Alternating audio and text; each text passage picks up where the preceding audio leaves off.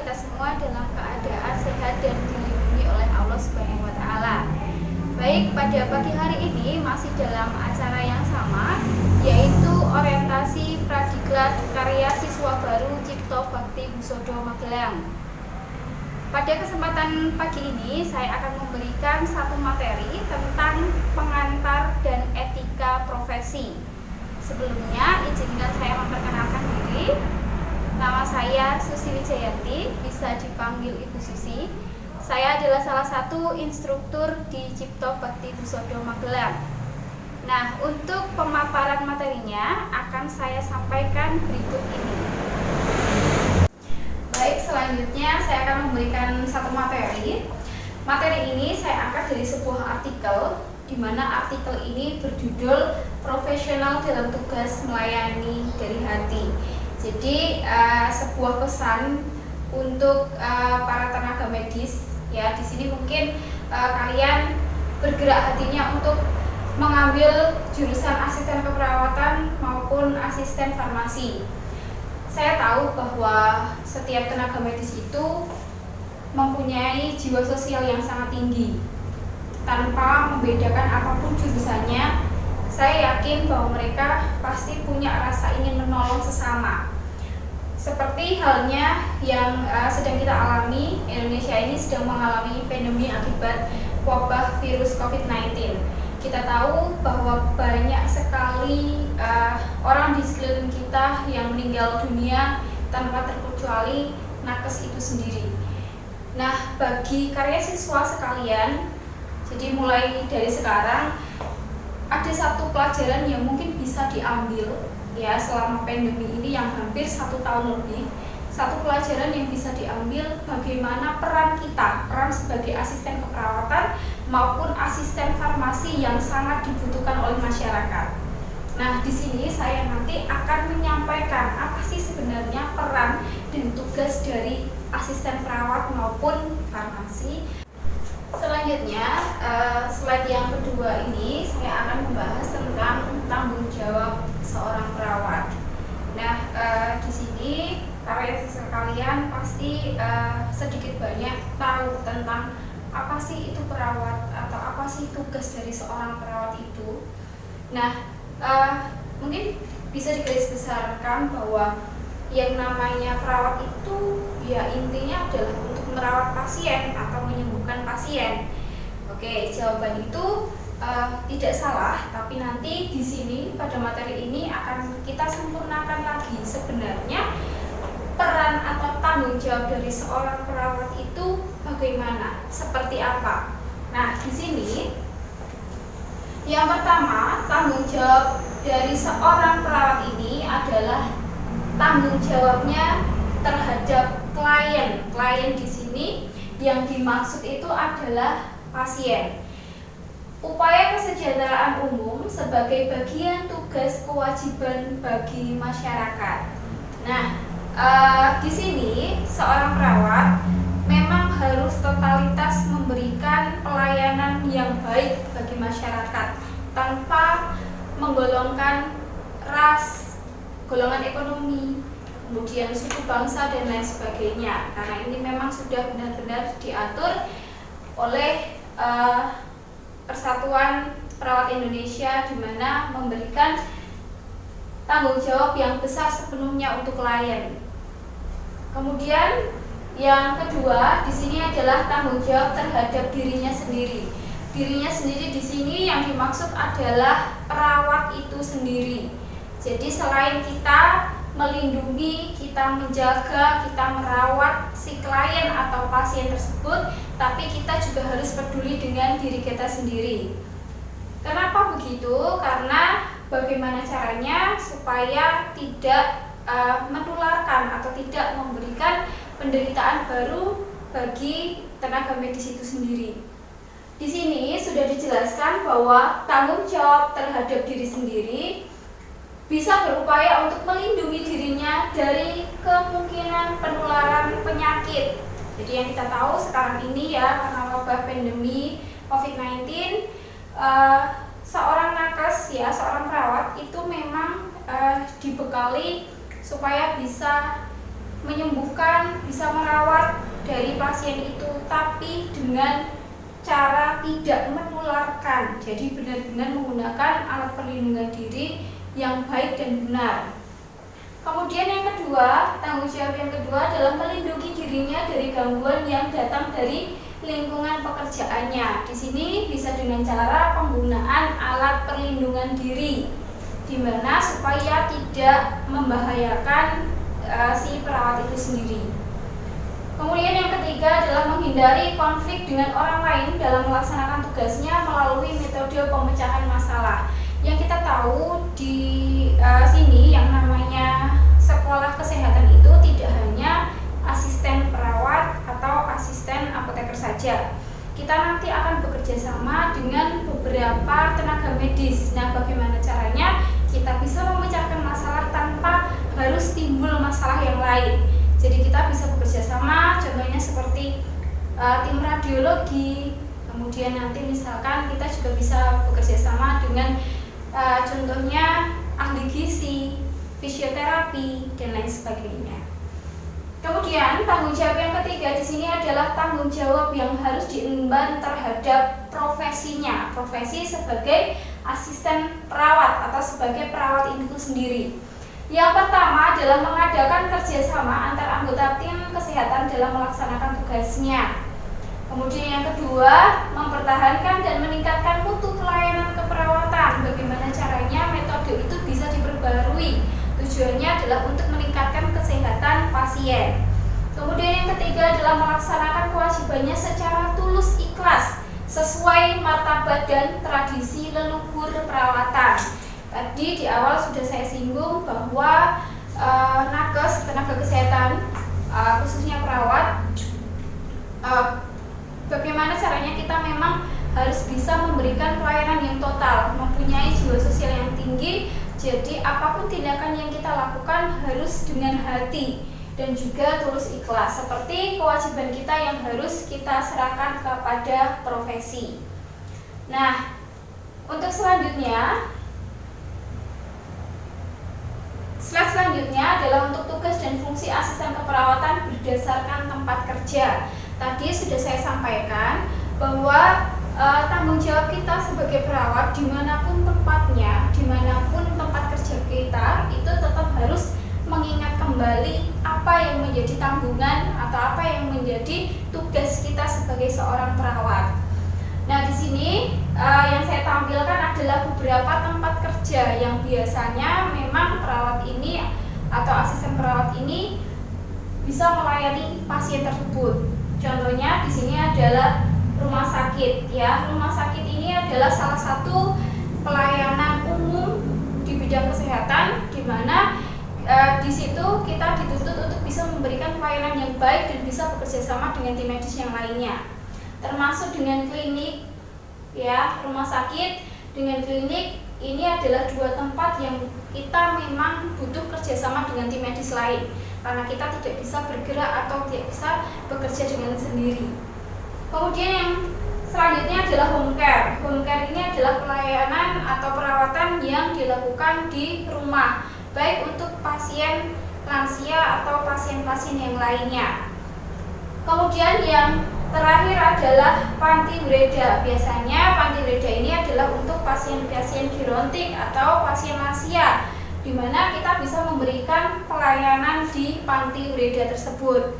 Nah, dari keempat tempat kerja ini, nah sebelum kamu bekerja harusnya mengetahui dulu apa sih tugasnya sebagai seorang asisten perawat, atau ibaratnya tanggung jawabnya yang memang harus diberikan pada klien atau pasien itu. Jadi intinya dimanapun tempat kalian bekerja, kalian harus tahu seperti apa tugas dan peran seorang perawat. Kemudian lanjut. Nah, di sini ada tugas mulia. Tugas mulia, kenapa tugas mulia? Karena tidak sembarang orang bisa melakukan. Di sini tugas mulia dan tanggung jawab menjadi apoteker atau asisten farmasi. Jadi kita bisa bilang dua jurusan ini berkaitan erat dengan klien atau berkaitan erat dengan pasien. Tugas yang pertama dari apoteker adalah memastikan keselamatan pasien. Dijelaskan bahwa memeriksa pasien itu atau catatan pengobatan setiap pasien setiap kali dia mendapatkan resep baru atau resep isi ulang, ini adalah cara terbaik bagi apoteker untuk mencegah interaksi yang berpotensi berbahaya antar obat. Jadi benar-benar sebagai apoteker itu harus mengetahui fungsi satu obat dengan obat yang lainnya. Jadi memastikan keselamatan dari klien itu sendiri. Kemudian yang kedua adalah konseling klien. Ya, jadi perlu digarisbawahi juga bahwa pasien kita atau klien kita itu sebenarnya bukan pasien yang sakit saja, tapi pasien sehat itu juga menjadi tanggung jawab edukasi. Jadi diberikan informasi supaya pasien ini benar-benar jelas. Di sini konseling pasien melatih pasien bagaimana dan kapan mengambil dosis. Kemudian menindaklanjuti dengan pasien untuk melihat apakah pengobatannya bekerja, kemudian berbagi tips tentang bagaimana meminimalkan efek samping sambil memaksimalkan manfaat dan mendengarkan semua kekhawatiran pasien.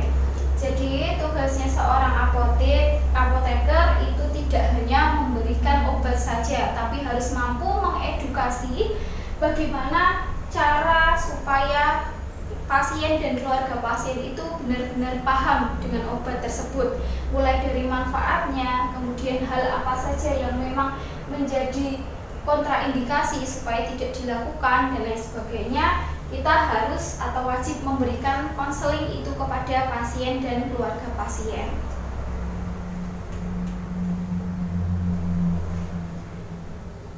Nah, kemudian yang ketiga, bekerja sama dengan pasien untuk menjaga pola hidup. Apoteker dapat membantu pasien menyembuhkan dan menghindari sakit dengan berbagi saran tentang penggunaan obat tanpa resep, kemudian mengkonsumsi suplemen kesehatan seperti vitamin, menggunakan produk kesehatan herbal dan alami, atau berolahraga dan menjaga pola makan yang baik. Penjelasan ini hampir sama dengan yang poin nomor 2 tadi. Jadi kita memang harus bisa memberikan masukan positif kepada pasien. Nah, bagaimana cara pasien ini bisa bekerja sama dengan mungkin keluarganya untuk bisa saling support melihat kondisi-kondisi pasien itu sendiri. Kayak misalnya harus menjaga pola makan, kemudian harus bisa berolahraga rutin, atau bisa mengedukasi tentang penggunaan obat tanpa resep. Jadi misalkan obat yang ditujukan pada gejala dan bukan termasuk obat keras. Kemudian selanjutnya yang keempat, mengedukasi tenaga kesehatan yang lainnya. Apoteker ini juga harus menyelesaikan kursus pendidikan berkelanjutan untuk mempertahankan dan memperbarui izin mereka. Nah, di sini untuk mengedukasi tenaga kesehatan lain, seperti tadi yang saya sampaikan bahwa kita tidak bekerja sendiri, tim dari farmasi juga akan bekerja sama dengan tim tenaga medis yang lain, seperti kolaborasi dengan dokter, kolaborasi dengan perawat, kolaborasi dengan tim ahli gizi dan lain sebagainya. Bagaimana kita bisa memberikan informasi obat-obatan yang terkait atau obat-obatan yang dikonsumsi oleh pasien itu sendiri kepada tim medis yang lainnya. Nah, ini adalah tugas dan fungsi asisten farmasi berdasarkan tempat kerja. Kalau tadi sudah dijelaskan tentang tugas dan peran dari apoteker itu sendiri, nah bisa disimpulkan dimanapun tempat kerja dari asisten apoteker harus kembali mengingat tentang peran dan tanggung jawabnya sebagai asisten apoteker. Misalkan contohnya adalah di rumah sakit atau mungkin di industri farmasi, ya, kemudian bekerja di apotek ataupun puskesmas ataupun bekerja di pemerintahan, dimanapun tempat atau area lokasi kalian bekerja harus mengingat kembali tentang peran dan tanggung jawab setiap profesinya.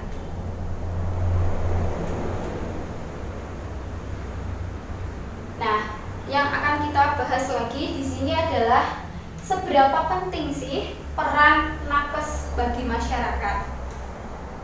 Jadi kita sesuaikan untuk saat ini, memang benar-benar nakes ini dibutuhkan oleh semua masyarakat, ya, baik itu yang terkena dampak COVID maupun tidak. Jadi memang dari asisten keperawatan ataupun asisten farmasi atau apoteker, kita bertanggung jawab untuk memberikan edukasi atau kita memberikan penyuluhan terkait tentang misalkan obat, ya, bagaimana kita harus konsumsi obat, kemudian diatur dengan pola makannya dan olahraganya. Itu memang benar-benar masyarakat pada saat ini membutuhkan edukasi dari kita. Tidak hanya untuk asisten keperawatan, sama dengan asisten farmasi juga. Jadi kolaborasi dua nakes ini bagaimana caranya bisa bermanfaat bagi masyarakat yang ada di sekitarnya.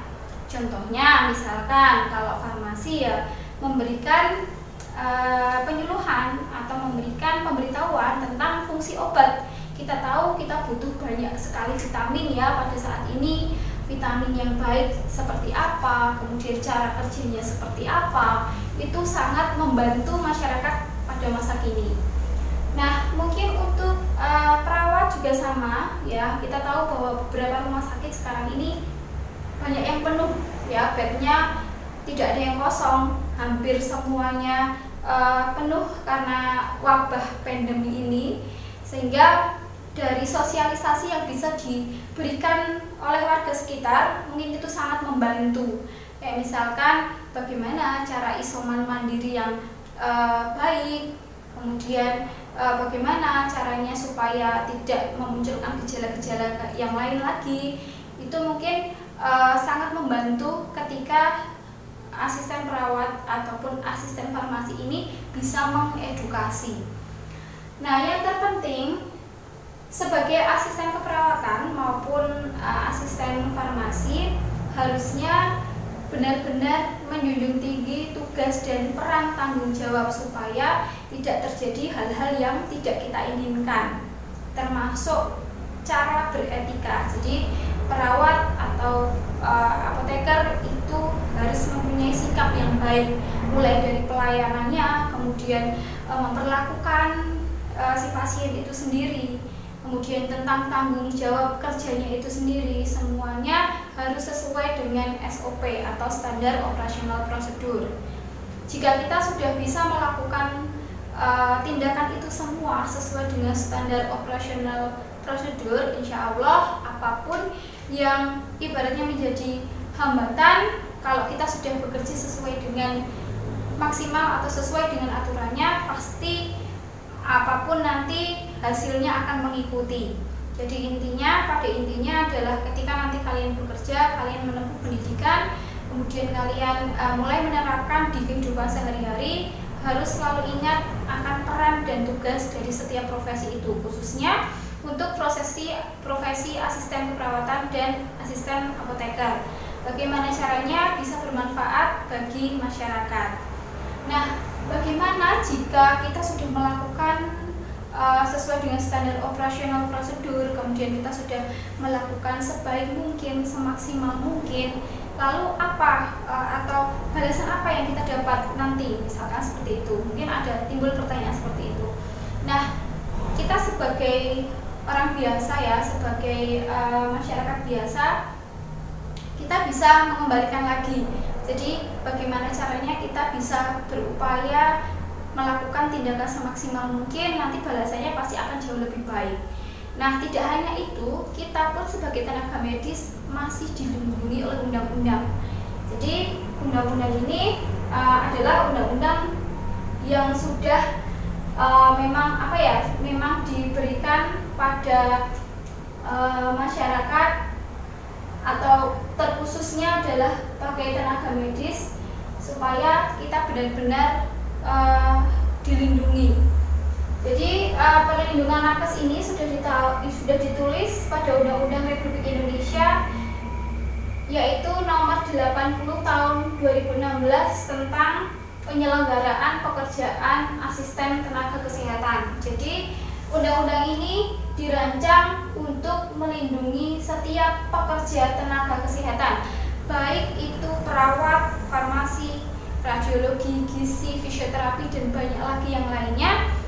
Kita memang di bawah Undang-Undang Republik ini ya, nomor 80 tahun 2016. Jadi kalau kita bekerja sesuai dengan SOP, kita bisa memaksimalkan pelayanan, maka sebagai balasannya kita tetap akan dilindungi oleh undang-undang ini. Jadi pada intinya adalah bagaimana kita bisa memberikan yang terbaik untuk klien itu sendiri ataupun untuk masyarakat dan untuk orang atau warga yang ada di sekitar kita. Jadi kalau pesan saya untuk kalian semua, baik itu tenaga medis untuk farmasi ataupun untuk keperawatan, satu untuk pesan untuk kalian adalah silakan melayani dengan semaksimal mungkin tanpa membedakan golongan, ras, ekonomi, dan lain sebagainya. Baik, mungkin ini yang bisa saya sampaikan terkait pengantar dan etika profesi. Jika ada kesalahan, saya mohon maaf. Saya akhiri. Wassalamualaikum warahmatullahi wabarakatuh.